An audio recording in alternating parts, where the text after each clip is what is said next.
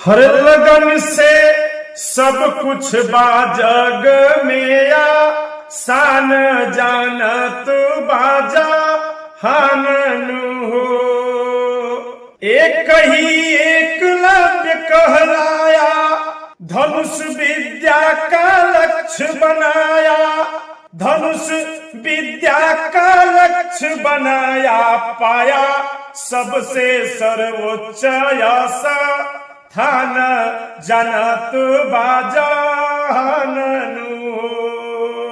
दशानन किया तपस्या भारी, शिव को प्रकट किया बलकारी, शिव को प्रकट किया बलकारी, सारी सृष्टि में कायम किया नाम जानत बाजा हानन हो। लगन से सब कुछ बा जग में आसान जानत बाजा हानन हो।